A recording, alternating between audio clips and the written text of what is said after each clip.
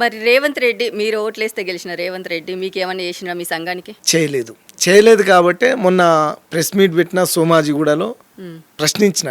అదే శివలాల్ బంజారా సంఘం అంటే ఇంకా మాకు అన్యాయం చేసినప్పుడు ఖచ్చితంగా ప్రశ్నిస్తాం, విమర్శిస్తాం, రాజకీయ పరంగా ఖండిస్తాం, దానిపైన ఉద్యమం కూడా చేస్తాం.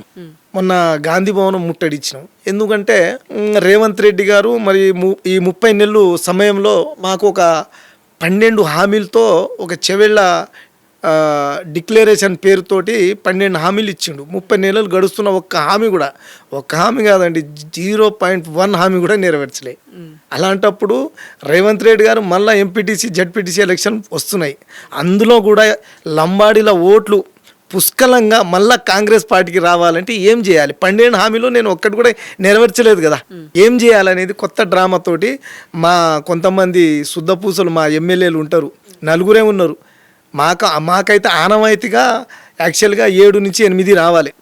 అయితే ఈ కాంగ్రెస్ పార్టీ 4 ఇచ్చి సరిపెట్టుకుంది. అందులో మళ్ళీ కాంగ్రెస్ పార్టీలో నాయకులు, మా లంబాడి నాయకులు కూడా అడగలేదు ఎవరు, అంటే ధైర్యం లేదులే వాళ్ళకి. అయితే ఈ శుద్ధ పూసలు 4 గెలిచిన వాళ్ళు వాళ్ళని పిలిపించి, రేవంత్ రెడ్డి మీరు బస్సు యాత్ర చేయాలి ఇప్పుడు తండాలలో. అరే ఇప్పుడు బస్సు యాత్ర ఎందుకు అంటే వీళ్ళు అడగాలే కదా, అడగరు. గంగిరేదులక సార్ ఓకే రేవంత్ రెడ్డి గారు మీరు ఎట్లా అంటే అట్లా ఎట్లా చేస్తారా బస్సు యాత్ర అంటే, అప్పట్లో రాజీవ్ గాంధీ 50 సంవత్సరాల క్రితం మాకు రిజర్వేషన్ కల్పించింది, ఆమెని దేవతగా మేము భావిస్తాం, గుడిలు కూడా కట్టుకున్న సందర్భాలు ఉన్నాయి. కానీ 50 సంవత్సరాల క్రితం ఇప్పుడు స్వర్ణోత్సవాల పేరుతో బస్సు యాత్ర చేయడం విడ్డూరం కాదండి.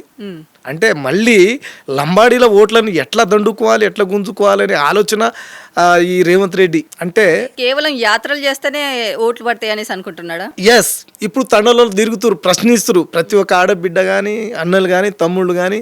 అరే 50 సంవత్సరాలు అయింది కదా, మరి ప్రతి 10 సంవత్సరాలు మీరు స్వర్ణోత్సవాలు చేసిరా కాంగ్రెస్ పార్టీలో? చేయలేదు కదా. మరి ఈ రేవంత్ రెడ్డి ప్రభుత్వంలో ఎందుకు చేస్తురు ఇవన్నీ డ్రామాలు? ఏమైనా పనులు చేసిరా? చేయలేదు.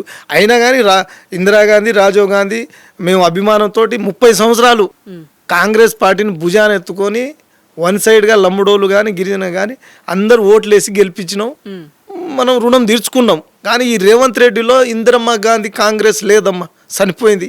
రేవంత్ రెడ్డి అందరినీ చంపేసిండు. అంటే వాని పాలన అట్లా ఉందన్నమాట, దరిద్రం పాలన, అది పరిస్థితి. అంటే అందులో భాగంగా మా వాళ్ళు కూడా వెర్రిపూసలు వీళ్ళకి ఏం తెలియక బస్సు యాత్రతోటి బయలుదేరిరు, తండలో తిరుగుతురు. వాళ్ళు తిరిగిరు కానీ తిరిగి ఈ 5 రోజులు కంప్లీట్ అయింది. తండలో కూడా వాళ్ళకు జనాలు రాక ఆ బస్సు యాత్ర కూడా పెద్దగా సక్సెస్ కాలే. ఎంపీటీసీ జెడ్పీటీసీ ఎలక్షన్లో వీళ్ళు పొట్టు ఓడిపోతారు.